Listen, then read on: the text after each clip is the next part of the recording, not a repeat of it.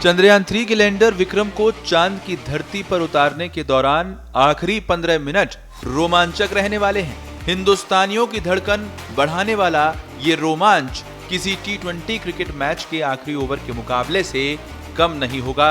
Lander Vikram लगभग 6048 kilometre प्रति घंटे 1.68 किलोमीटर प्रति सेकंड की रफ्तार से चांद पर उतरने के लिए अपनी यात्रा शुरू करेगा और 15 से 16 मिनट में लगभग 800 किलोमीटर दूर जाकर लैंड करेगा।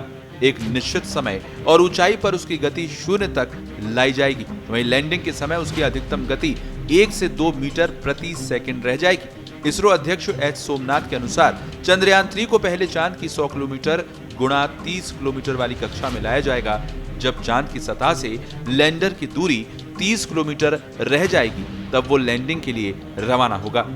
लैंडिंग प्रक्रिया 4 चरणों में पूरी की जाएगी। पहला चरण रफ ब्रेकिंग चरण होगा। ये लगभग 690 सेकंड का होगा। इस चरण में लैंडर लगभग 1.68 किलोमीटर प्रति सेकंड लगभग 6048 किलोमीटर प्रति घंटे की गति से यात्रा शुरू करेगा और उसे घटाकर 358 मीटर प्रति सेकंड यानी लगभग 100 किलोमीटर प्रति घंटे तक लाया जाएगा। लैंडर का वेग कम करने के लिए 400 न्यूटन के 4 इंजन फायर किए जाएंगे। यान लगभग 690 सेकंड में लगभग 745 किलोमीटर दूर पहुंचेगा, जहां उसकी ऊंचाई चांद की सतह से केवल 7.4 किलोमीटर ही रह जाएगी। दूसरा चरण एल्टीट्यूड होल्डिंग चरण होगा। इसकी शुरुआत चांद की सतह से 7.4 किलोमीटर की ऊंचाई पर होगी। इस चरण में लगभग 10 सेकंड में लैंडर की चांद की सतह से ऊंचाई घटकर 6.8 किलोमीटर रह जाएगी। इस दौरान गति 336 मीटर प्रति सेकंड हो जाएगी। इस चरण में 740 न्यूटन के बराबर 4 इंजन फायर किए जाएंगे। तीसरा चरण फाइन ब्रेकिंग चरण होगा। इस चरण में लैंडर 6.8 किलोमीटर की ऊंचाई से अपनी यात्रा शुरू करेगा और चांद की सतह से लगभग 800 मीटर की ऊंचाई तक पहुंचेगा। इसमें लगभग 175 सेकंड का वक्त लगेगा। इस ऊंचाई पर लैंडर का वेग 0 हो जाएगा और वो कुछ देर तक मंडराएगा।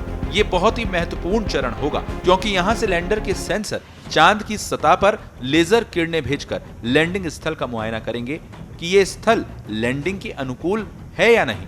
इसके बाद वो चांद की सतह से लगभग 150 मीटर की ऊंचाई पर पहुंच जाएगा। चांद की सतह से लगभग 150 मीटर की ऊंचाई पर लैंडर फैसला करेगा कि उसे इस स्थल पर लैंड करना है या नहीं। अगर कोई चट्टान है या स्थल लैंडिंग के अनुकूल नहीं है तो वो वहां से 150 मीटर दूर आगे निकल जाएगा और वहां लैंड करेगा। यह आखिरी चरण टर्मिनल डिसेंट चरण होगा। विक्रम 150 मीटर की ऊंचाई से पहले 60 मीटर की ऊंचाई तक आएगा, फिर वहां से 10 मीटर की ऊंचाई तक पहुंचेगा।